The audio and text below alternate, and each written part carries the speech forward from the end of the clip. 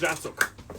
Végre valahára ismételten elérhetővé vált raktáról a Ronnie Coleman Signature Series Whey X-es névre keresztelt testsavó-fehérje készítmény, ami 2260 g-os töltőtömeggel rendelkezik, 70 adagot tartalmaz, 9%-os sovány kakaóporral van édesítve, és az egyik legjobb az egészben, hogy nálunk még mindig tavalyáron tudjátok megvásárolni, ami azt jelenti, hogy 19.990 forintba kerül.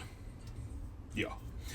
Na most, aki nagyjából követi a táplálék kiegészítő iparágat, az tudja, hogy nagyon megdrágult a tejsavó-fehérjének világpiaci szinten az alapanyagára, és körülbelül egy 900-907 g vagy egy 1000 g-os töltőtömeggel rendelkező 70-72%-os tejsavó-fehérjét jelenleg 13-14-15 ezer forintért lehet sajnos megvásárolni, nyilván ebben már az adók is benne vannak.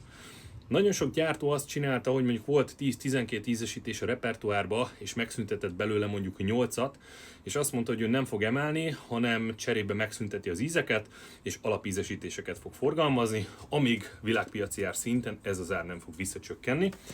Úgyhogy azért gondolom, hogy ez a Ronnie Coleman-es fehérje ezen az áron piszok jó.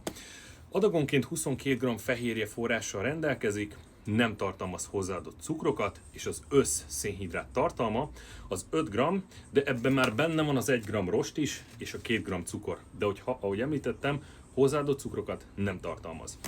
A webshopon már elérhető, rendelhető, a boltban is meg tudjátok vásárolni, tudtok fizetni OTP szépkártyával, és a weboldalon keresztül, ha rendeltek, igaz, hogy még mindig csak utalással tudtok vásárolni, de most már tudtok OTP szépkártyával is utalni, ugyanis az OTP rendszere felismeri a Muscle World üzletet, tehát ha rendelkezel szépkártyával, akkor azzal is tudsz már nekünk utalni, és mi küldjük neked a terméket.